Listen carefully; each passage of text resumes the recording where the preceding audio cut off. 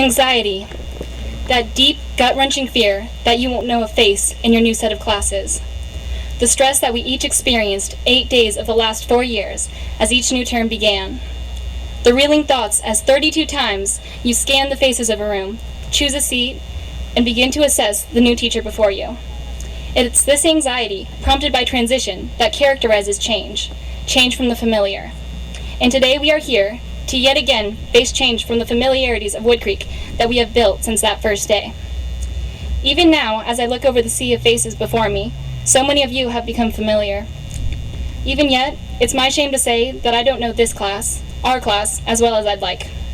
On that note, I would now like to make a formal introduction to those of you I never have met. Hello, my name is Lauren Cho, and this is my story.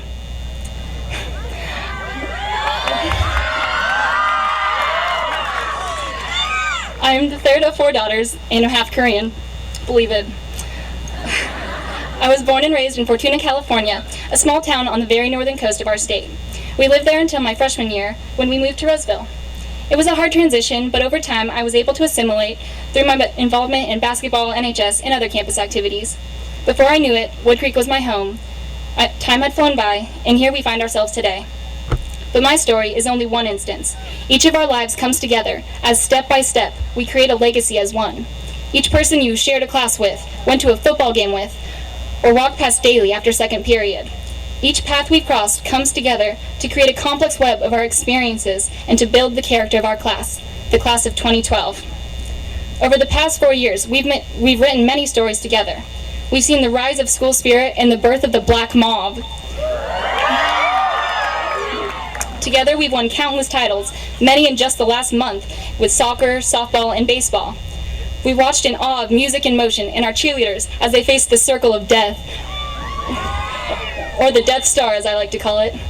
Our performing arts programs have gained momentum through our musicals, plays, bands, drumline, comedy sports team, and the commercial music project. Our class has witnessed the rise of Night on the Quad and the fall of the culinary program. We said hello to intervention, but goodbye to shades and waves.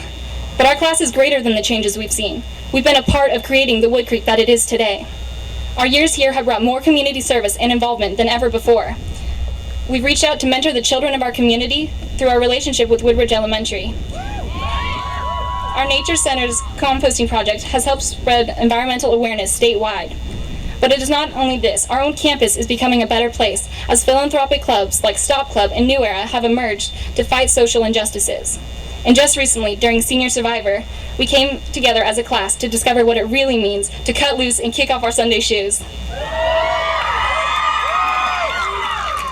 Each of the 500 of us here today is connected, tied together by our like experiences.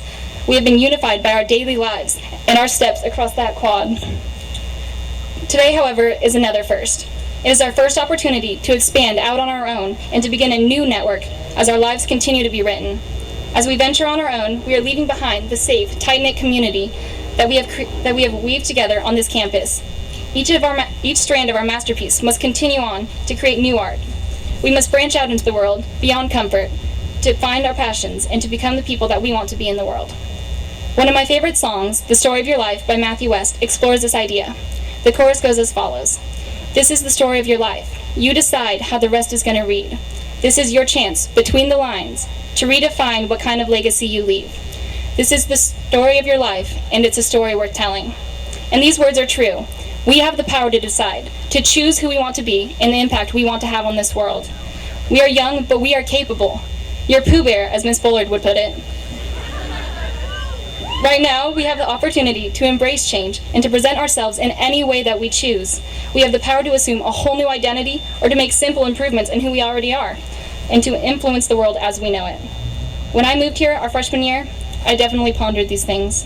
I was a quiet, shy 8th grader that knew that I had the chance to become the outgoing person I had always wanted to be. Clearly, I overlooked this opportunity, as many of us met not 5 minutes ago. But I do know that this is true. Everyone wants to leave behind a legacy. We just have to believe that we are capable of making an impact on the world around us. Don't make the same mistake that I did 4 years ago and fall back to what is familiar in the face of change. Change is coming. Decide to be a person of influence and have the courage to follow your dreams, because this is the story of your life, and it is definitely a story worth telling. Thank you.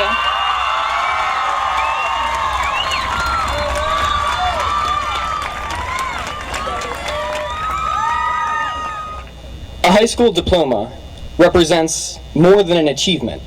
It represents an experience. And over the course of this experience, many people say your primary job is to define yourself. It's to explore and discover who you are. I'm not a big fan of those people because I know I'm not the only person who just about went crazy trying to define myself in a personal statement. And to throw that on top of all the other things we have going on in high school, well, that can be a little frustrating. The trouble was trying to define ourselves in words. Some people, some incredibly gifted people, like SpongeBob SquarePants, can define abstract concepts in words. His take on fun resonates with all of us. F is for friends who do stuff together. U is for you and me. N is for anywhere and anytime at all down here in the deep blue football field.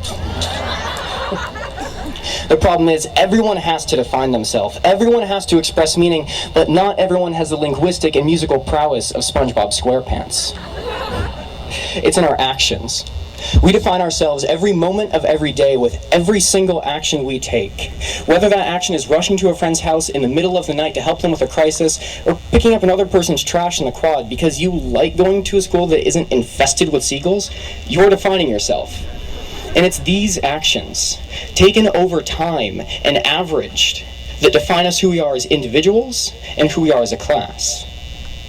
I remember our first rally here at Woodcreek High School, and awe-inspiring as it was for a freshman straight out of middle school, there was one thing that was amiss. There was more class spirit than school spirit. But all that began to change sophomore year. We met one of the best basketball teams Woodcreek had ever seen, and we surged forward toward school unity. Our junior year, we had a wildly successful Fiestival and anti-bullying week. Our senior year, we stopped booing at rallies and proved that 2,000 Timberwolves beats a class of 500 any day of the week. Instead of writing graffiti or breaking windows or filling locks with glue for our senior prank, we camped out on the quad and mounted 9 scarecrows across Senior Square.